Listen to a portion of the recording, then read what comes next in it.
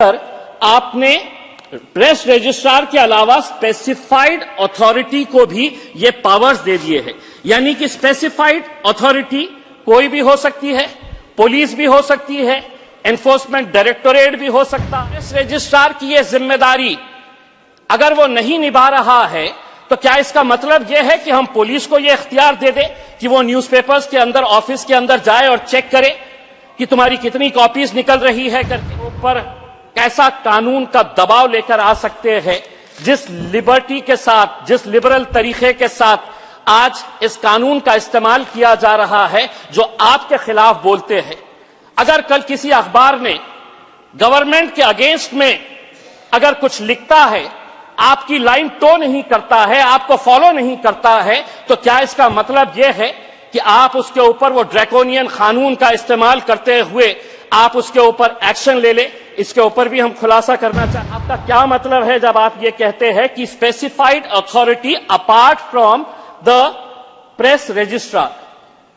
कल कोई भी सरकारी अधिकारी, क्या डीएम को आप ये इख्तियार दे डालेंगे? क्या कलेक्टर को आप ये इख्तियार दे डालेंगे कि जा किसी पत्रकार के ऑफिस के अंदर जाओ, तुम्हारे खिलाफ लिख रहा है, पूरे डॉक्यूमेंट्स देखो, चेक करो, बराबर से प्रिंट हो रहे हैं या नहीं हो रहे हैं, कॉपीज मिल रहे हैं या नहीं मिल रहे? के अंदर एक लड़की पिछले कई सालों से रिसर्च कर रही थी पीएचडी के लिए। वो रिसर्च करी, उसको पीएचडी मिल गया। जो उसकी थेसिस थी, वो थेसिस किसी ने चुरा ली, उसकी बुक बनाई। ना उस बुक के ऊपर ना पब्लिशर का नाम है, ना प्रिंटर का नाम है।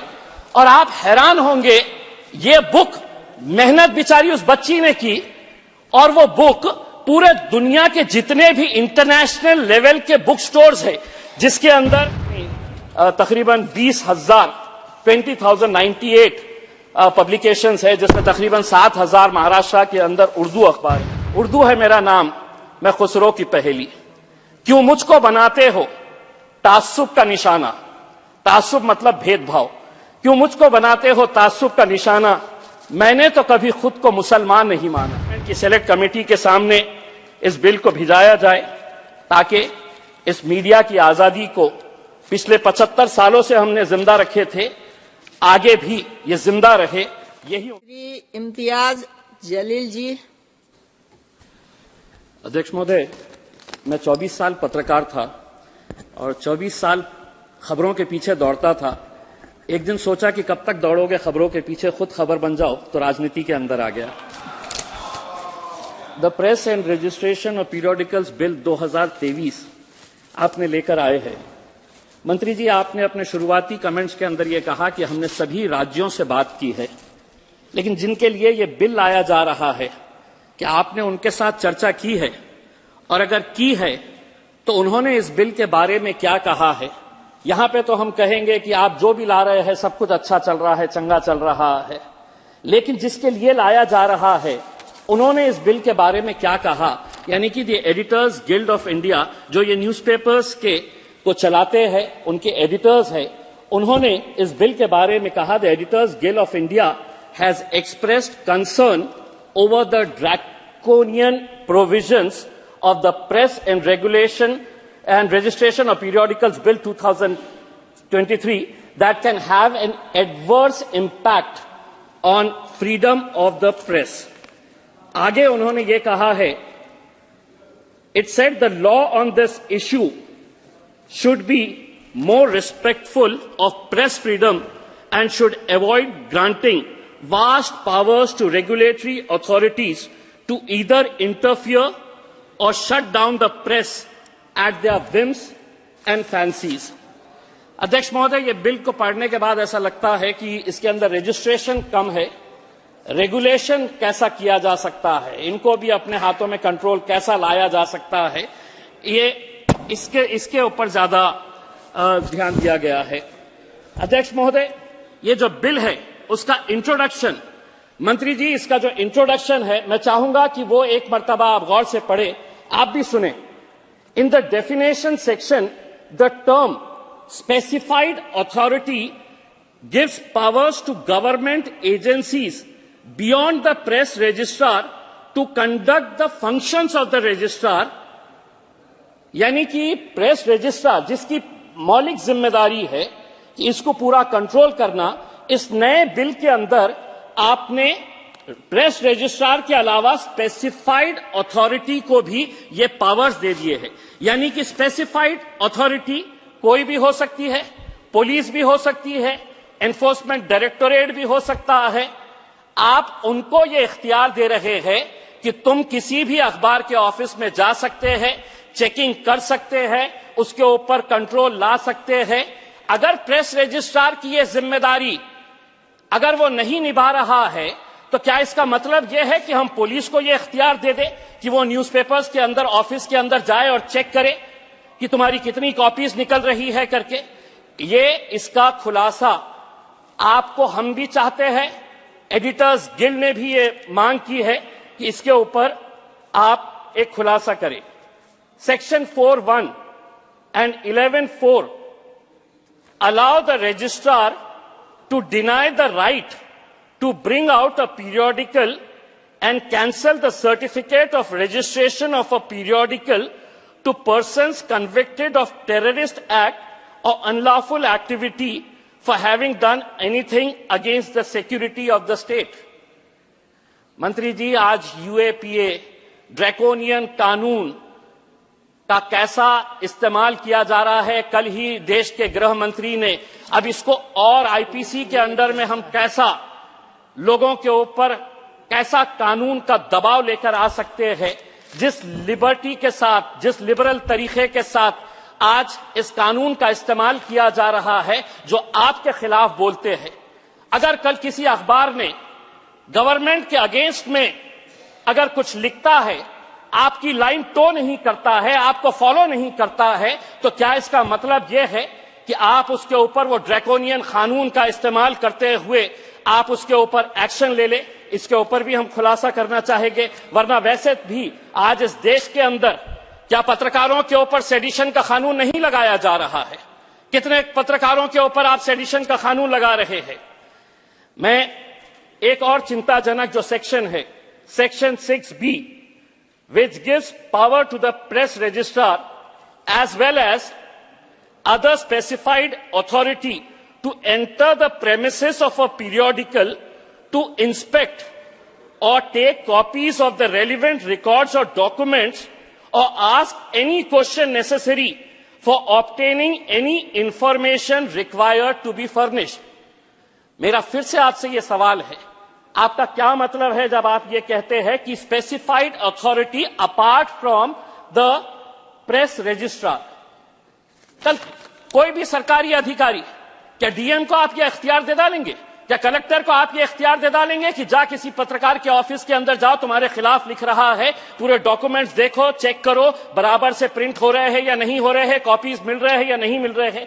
ये थर्ड पार्टी इंटरफेरेंस आप क्यों लाना चाहते हैं, जबकि प्रेस रजिस्ट्रार की ये पूरी मौलिक जिम्मेदारी है कि उसको वो अच्छी तरीके से निभाए।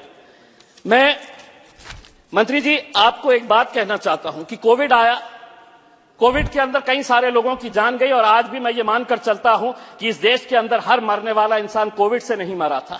हमारी मेडिकल फैसिलिटीज कितनी खराब थी, इसकी वजह से मरा था, वो एक अलग मुद्दा है, उसके ऊपर हम बाद में चर्चा करेंगे। लेकिन सबसे बड़ी चोट अगर कोविड के बाद किसी के ऊपर हुई तो वो अखबारों के ऊपर हुई। सर्कुलेशन घट गया तो एडवर्टाइजमेंट रेवेन्यू घट गया। अब ऐसे हालात के अंदर यह आपकी और सरकार की जिम्मेदारी थी कि उन अखबारों को जिंदा कैसा रखा जाए। तो आपने क्या किया कि डीएवीपी का जो बजट 800 करोड़ रुपए का था, उसको 160 करोड़ रुपए के ऊपर लेकर आ गए। और मैं समझता हूं कि सबसे ज्यादा अगर नुकसान किसी का हुआ है तो उर्दू भाषिक जो अखबार निकलते थे वो पूरी तरह से खत्म हो गए हैं।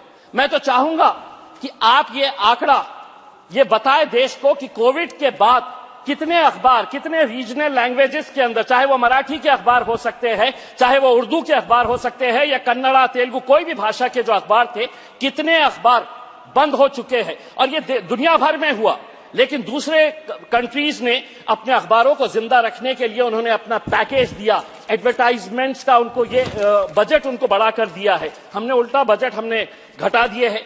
दूसरी बात यह है कि अगर ये रीजनल लैंग्वेजेस खत्म हो जाएंगे, बंद हो जाएंगे, तो आपकी जो सरकारी स्कीम्स है कि हम अगर जीत कर आ गए मध्य प्रदेश और राजस्थान के अंदर, तो इम्तियाज जलील महाराष्ट्र के अंदर 1120 रुपए के अंदर गैस का सिलेंडर लेगा।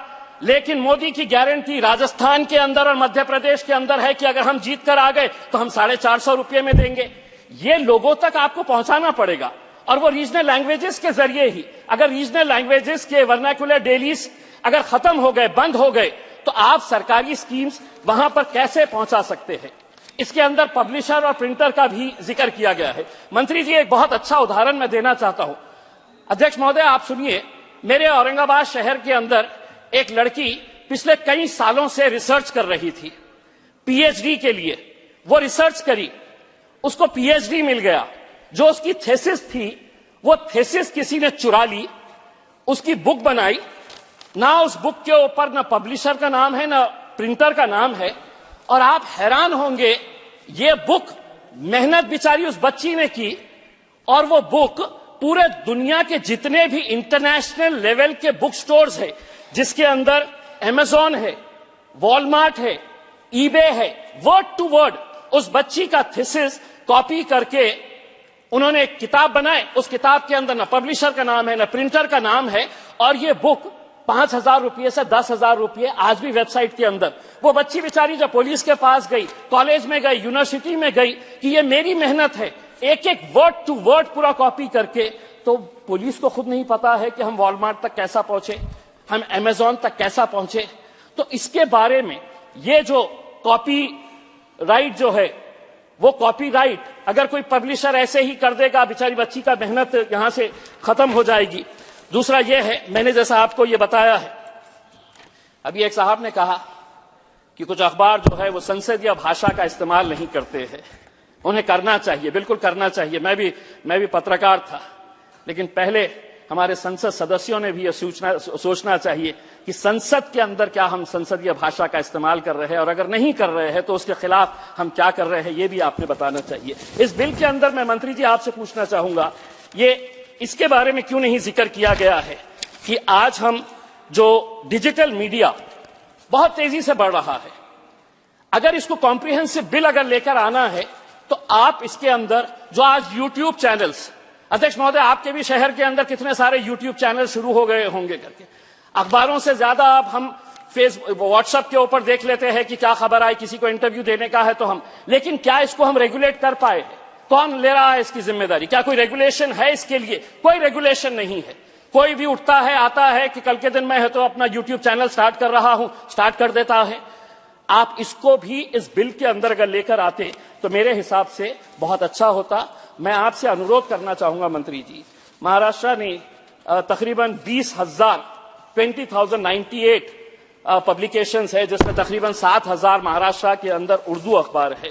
और ये अगर अखबारों को अगर जिंदा रखना है तो मैं आपसे सिर्फ इतना कहना चाहूंगा कि आपकी सोच जो है वो उर्दू के ताल्लुक से, अध्यक्ष महोदय, ये बड़े अफसोस के साथ कहना पड़ता है कि इस देश के अंदर हमने जबानों को भी मजहबों के साथ जोड़ना शुरू कर दिया।